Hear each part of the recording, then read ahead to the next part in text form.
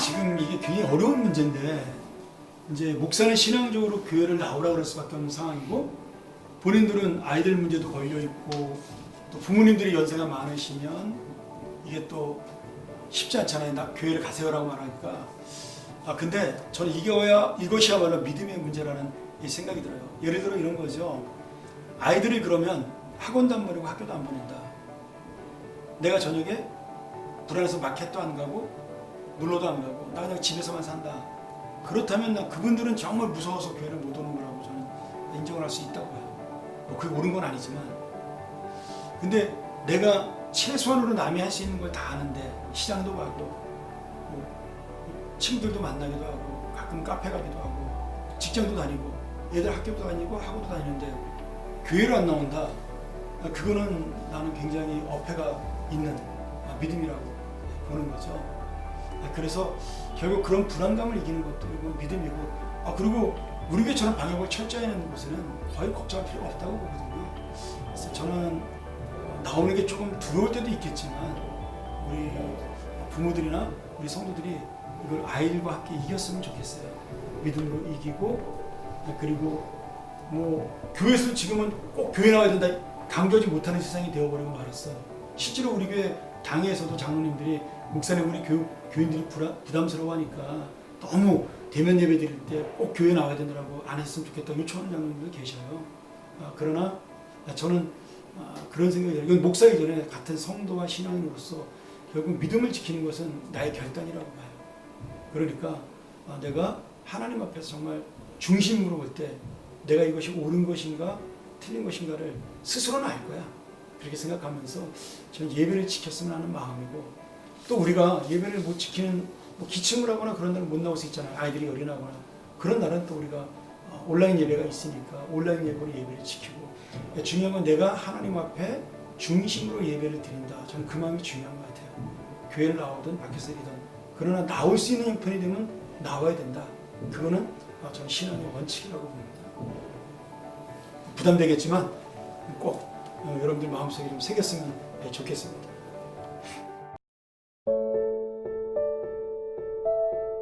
지금 고민이 많죠. 왜냐하면 이런 사태를 만나본 적도 없고 또 우리가 준비해 본 적이 없기 때문에 지금 2월 달부터 계속해서 고민하고 있고 지금 목사님들끼리도 많은 회의를 하고 있고 뭐 세미나도 하고 그러는데 구체적으로 이렇게 목회를 하자라는 거를 얘기해 주는 데는 하나도 없어요.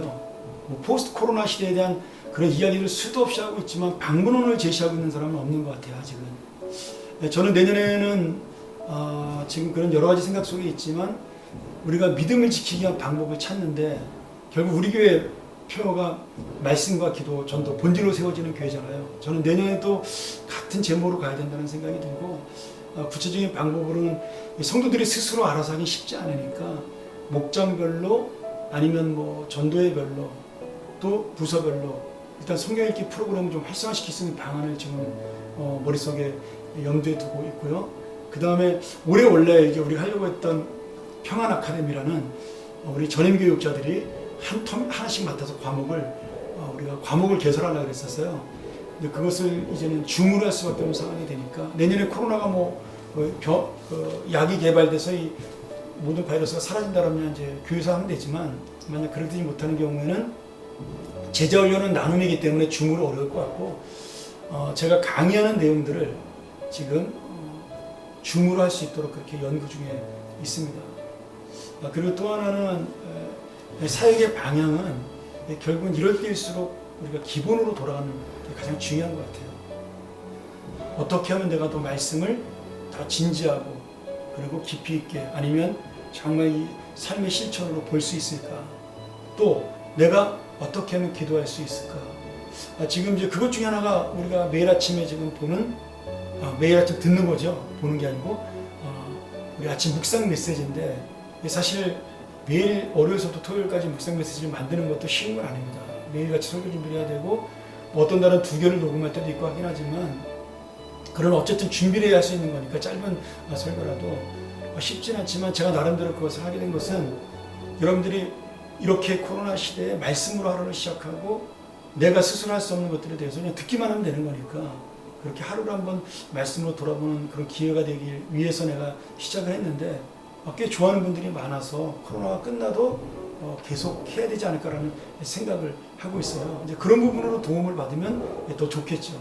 그리고 이왕이면 우리가 좀 더 교회에서 하는 프로그램 외에도 우리가 또 내 스스로 말씀을 같이 볼 수 있는 프로그램들을 내 스스로 좀 만들어가는 큐티를 맨날 같이 한다든지 시간을 정해놓고 아니면 목장별로 우리가 큐티를 나눈다든지 이런 것들을 같이 하는 것도 좋을 것 같아요. 지금 그런 것들을 하여튼 기본으로 돌아가고 본질로 돌아가자는 부분들에 대해서 많이 지금 생각하면서 내년도 목회 방향을 구상하고 있습니다.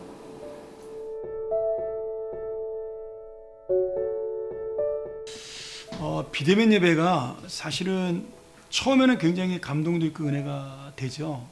왜냐하면 내가 못 드리던 예배를 그나마 영상으로 볼 수 있으니까. 근데 이게 시간이 지나면 식상해져요. 이건 뭐 비대면 예배뿐 아니라 전 대면 예배도 마찬가지라는 생각이 들어요. 중요한 건 내 마음의 그 어떤 하나님을 향한 열망과 기대감, 그리고 예배에 대한 집중, 그리고 경건성을 놓치지 않는 게 굉장히 좀 중요하다는 생각이 들어요. 그래서 우리가 지금 비대면 예배를 아침부터 오후까지 아무 시간에 들어올 수 있도록 그냥 열어놨지만, 지금 어떤 교우들은 또 이걸 라이브 스트리밍으로 생방송으로 하자고 건의하는 분도 있거든요. 아직 교회 형편이 좀 쉽지는 않습니다. 뭐 인력의 문제라든지 장비의 문제라든지 여러 가지 있어요. 특별히 뭐 지금 맨파워가 좀 부족해서 전문적으로 이걸 같이 봉사할 사람이 몇 명 안 되기 때문에 쉽지는 않은데, 지금 내년에는 해볼까 지금 저희가 지금 준비 중에 있는데, 뭐 생방송으로 드리든 간에 아니면 녹화 방송으로 영상을 드리든 간에 예배는 똑같은 겁니다. 그러니까 우리가 그 시간에 내가 마음속으로 이 시간만큼 주님 앞에 드린다. 주일이니까 그런 마음 가지고 온 가족이 함께, 뭐 양복까지 빼입을 필요는 없겠지만 깨끗한 옷을 입고 온 가족이 함께 예배 드릴 때 그 예배의 자세가 중요한 것 같아요. 뭐 세수도 안 하고 눈곱도 안 떼고 와가지고 영상 본다. 물론 그것도 예배라고 할 수는 있겠지만 정성이 안 들어갔잖아요. 그러니까 그 비대면 예배를 드리던 대면 예배를 드리던 내가 하나님 앞에 진실한 모습, 신령과 진정으로 드리는 그 예배의 자세를 놓치지 않으면 저는 그것이 가장 중요하다고 봅니다. 그래도 이왕이면 얼굴 보는 게 좋겠죠. 꼭 비대면 예배가 빨리 끝나는 날이 오기를 기도하고 있습니다. 여러분도 기도해 주시고, 그래도 영상 예배를 통해서 이 비대면이지만 우리가 받는 은혜와 우리가 받는 소망, 하나님의 임재의 능력은 떨어지지 않습니다. 여러분들 마음을 잘 붙잡고 함께 정성으로 예배드렸으면 좋겠습니다.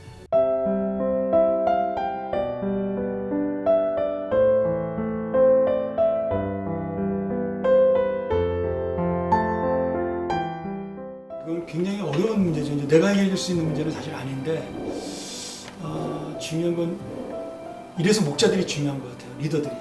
청년들은 리더들이 그 소모임을 밖에서라도 저는 하는 게 중요하다고 보고, 교회에서 못하니까 목자들도 마찬가지라는 생각이 들어요. 가끔은 카페에서라도 만나든 아니면 집으로 부르든 그런 모임들을 갖는 거 중요하고, 그리고 개인적으로 만나는 거 굉장히 중요하다는 생각이 들어요. 이게 우리가 친교라는 게 사실은 코로나 시대에 눈치 보이고 쉬운 건 아니에요. 그러나 내가 마스크 쓰고 사람을 개인적으로 만나는 건 문제가 되지 않잖아요. 그러니까 이제 그런 부분에서 소모임을 조금이라도 내가 할 수 있는 최선을 다해서 뭐 일반 사람이 먼저 만들기는 힘드니까 우리 목자들, 특별히 목자들과 그다음에 리더들, 그런 사람들이 그런 모임을 주도해서 만들어가는 게 굉장히 중요합니다. 그리고 1대1로 사람 만나는 것도 중요하고, 내가 보고 싶은 사람들한테 연락하는 것도 굉장히 중요하고, 카톡으로 대화하는 것도 중요하고, 스스로 고립될 필요가 없어요. 우리가 자신이 노력을 하고 그런 부분에서 빠져나올 수 있도록 그렇게 몸부림을 치면서 함께 신앙으로 모이는 게 좀 좋다고 봐요. 부서에서도 마찬가지라는 생각이 들어요. 각 부서도 교사나 아이들에게 교사끼리, 또 우리 교육자와 교사 간에, 청년과 교육자 간에, 청년과 청년 간에 이런 모임들이 일어나면 좋다고 봅니다. 뭐 저나 저희 아내도 매주일 교인들한테 전화를 하거든요. 그것이 뭐 짧은 시간이죠. 어떨 때는 아픈 분들에게 기도도 해주지만 길어야 뭐 1분, 뭐 아니면 길면 뭐 2, 3분 말을 안 끊으시면 들을 수밖에 없으니까 저도 오랫동안 전화하는 적도 있지만, 그런 짧은 기간을 통해서 그분들이 위로받는 걸 제가 느끼거든요. 담임 목사라서 그런 것만은 아닌 것 같아요. 누군가 나에게 관심 갖고 연락해주고 있다는 게 그분들한테 힘이 되는 거니까 서로 간에 그게 굉장히 중요하다는 생각이 듭니다. 또 이런 일 안 하고 우리가 목자를 세우고 리더를 세운 거예요. 그러니까 우리 목자들하고 리더들이 잘 도와주시고 또 우리 일반 교인들은 목자들과 리더들에게 전화해서 커피 한잔 하자고 얘기도 되고 그 정도 부탁을 좀 해도 된다고 보거든요. 그러니까 최대한대로 우리가 그런 것들을 만들어 나가는 게 굉장히 중요한 문제라고 생각이 들어요.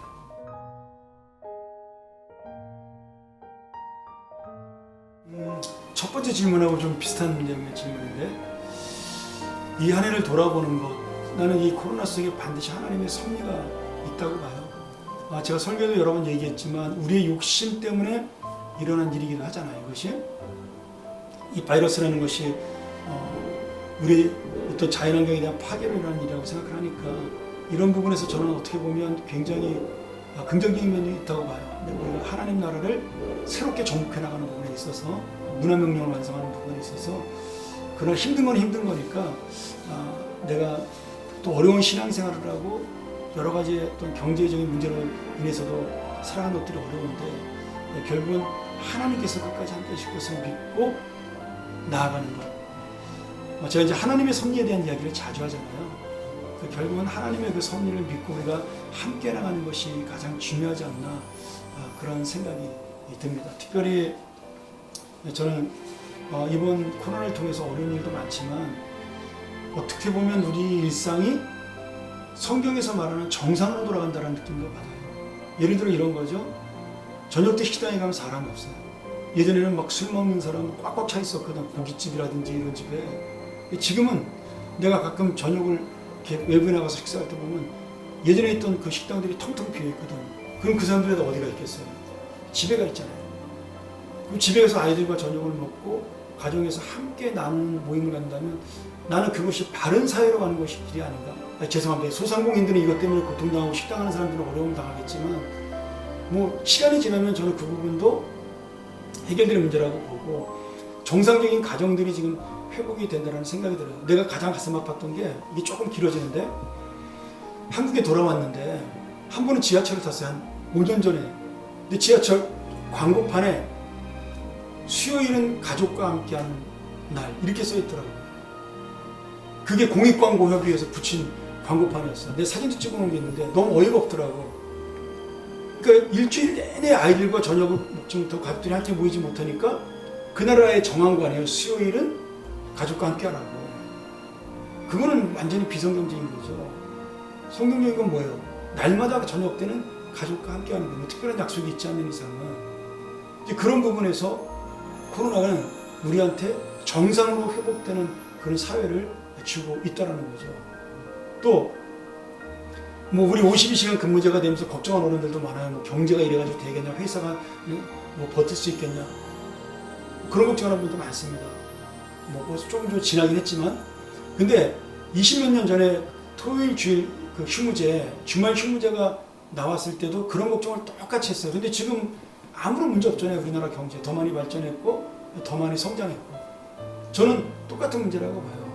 내가 시간을 많이 들여서 돈을 더 많이 벌고 이 나라가 잘 된다고 생각하는 건 착각입니다. 지금 IT 시대에 시간의 문제가 아니라 저는 어떤 지혜의 문제라고 보거든요. 그런 부분에서 볼 때 저는 다른 건 몰라도 하나님이 이 코로나를 통해서 사람들이 일찍 퇴근하는 것 하나만큼은 정상적인 가정을 회복하는 좋은 지름길이라는 생각이 들어요. 또 아이들이 학원도 좀 덜 가게 되고 아이들이 학교를 안 가게 되면서 가정에서 아까 말한 그것 때문에 엄마 아빠들이 힘들어 죽겠어요 라는 말도 나오지만 그것 때문에 우리 아이들과 밥을 같이 먹고 함께 대화할 수 있는 그런 시간도 허락이 됐다라는 거죠. 사실 코로나 터지기 전에 우리 남자들 자녀들하고 저녁밥을 같이 먹는 것 몇 번이나 되겠어요. 내가 예전에 청소년들에게 물어봤더니 한 달에 아빠랑 같이 밥 먹는 날이 몇 번이나 되냐, 내가 며칠이나 되냐 처음에 물어봤더니 며칠은 뭐 아예 고사 아무도 없고 몇 번이나 되냐 물어봤더니 뭐 많아야 한두 번, 뭐 세네 번 이런 얘기 하더라고요. 그런 부분에서는 나는 이 코로나가 우리한테 좋은 상식적인 가정으로 회복되는 상식적인 사회로 가는 길을 어떤 제시를 줬다라는 그런 마음도 들거든요. 어려움도 있지만 그런 부분으로 볼 때 우리가 남은 한 해 저는 이것을 부정적으로 보지 말고 이것을 통하여 우리가 하나님께 얻을 수 있는 것이 무엇인가. 믿음도 마찬가지예요. 대면 예배를 못하더라도 내가 혼자 믿음을 지킬 수 있는 길은 무엇인가. 이것이 야 교회 나가자는 찬스야 뭐 이렇게 생각하는 것이 아니고 정말 내가 믿음을 혼자 지킬 수 있는 방법, 예배를 드릴 수 없는 날이 올 때도 있구나. 그렇다면 나는 어떻게 믿음 생활을 해야 되는가, 이런 고민할 수 있는 저는 좋은 기회라는 생각이 들어요. 목사도 마찬가지죠. 교인에 대해서 더 애틋해지고 잘 못 보니까 지난번에는 몇 주 만에 장례식이라도 사람들 좀 만나니까 반갑더라고요. 그렇다고 장례가 자주 일어나길 또 바랄 수는 없는 거 아니에요. 근데 그 사람이 돌아가신 장례식에서 사람 만나는 것도 굉장히 반갑더라고요. 근데 그런 부분에서 내가 더 저 사람에 대해 사랑하게 되고 아끼게 되었다는 그런 긍정적인 마인드도 있다고 봐요. 그러니까 우리가 뭐 올 연말까지 또 내년까지 계속될지라도 코로나가 우리 마음속에 좀 긍정적인 마인드를 가지고 감사하는 마음으로 하나님이 우리에게 지금 이것을 통해 주시는 것은 무엇일까 한 번 더 돌아보고 그렇게 감사하면서 긍정적으로 사는 것이 우리 하나님의 자녀들 그리스도인들의 삶이라고 봅니다.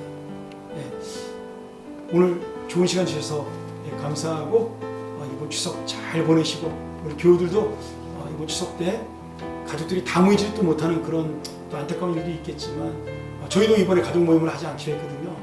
그래도 우리가 모일 수 있는 사람끼리 모여서 즐거운 시간 보내고 또 어려운 시간들 속에서도 우리가 이렇게 가을의 풍성한 추석을 보낼 수 있는 것 감사하고 그러면서 또 우리가 마무리하는 명절이 있으면 참 좋겠어요. 속히 우리 대면 예배 때 다시 우리 사랑하는 교우들의 얼굴을 보고 만나기를 소원합니다. 감사합니다. 감사합니다.